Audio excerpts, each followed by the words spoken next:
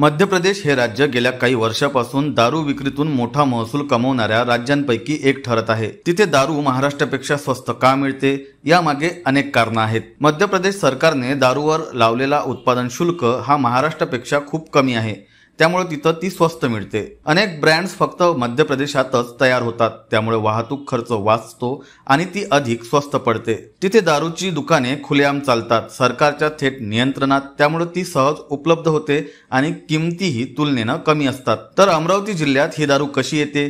मध्य प्रदेश व महाराष्ट्र यांची सीमारेषा खूपच जवळ असल्याने तस्कर मंडळींना ही संधी फारच सोपी वाटते। बैतूल, छिंदवाडा, मुलताई, परतवाडा, चिखलदरा, धारणी या मार्गाद्वारे अमरावती जिल्ह्यात मध्य प्रदेशातून मोठ्या प्रमाणात दारू येते। दूध वाहणाऱ्या गाड्या, फळभाज्यांचा ट्रक, प्रवासी वाहने, मोटरसायकल, अगदी शाळेची वाहनेही या कामात वापरली जातात। प्रत्येक भागात तस्करी करणाऱ्या टोळ्या कार्यरत असून त्या गरजेनुसार ऑर्डर प्रमाणे दारू मागवतात। या तस्करीमध्ये फक्त स्वस्त दारूच नाही तर मोठ्या प्रमाणात बनावट दारू देखील विकली जाते।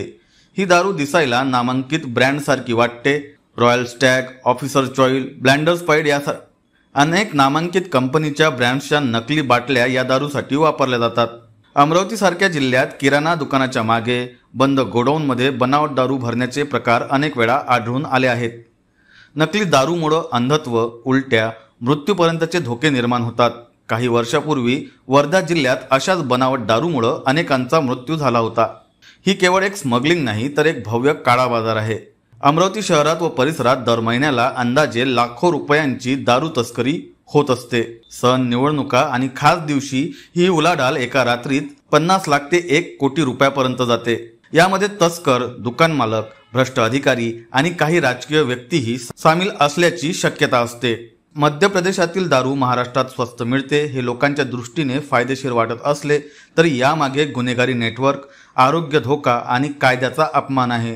सरकारी महसूल बुडतोय, बनावट दारूने जीव जातायत, तरुण पिढी घडत चालली आहे, गुन्हेगारीला बळ मिळतंय। हे सर्व थांबविण्यासाठी सीमावर्ती भागात कठोर तपासणी सुरू करणे गरजेचे आहे। दारूच्या गुप्त विक्रीवर विशेष मोहीम हवी। लोकांनीही नकली दारू विक्रेत्यांची माहिती पोलिसांना द्यायला हवी।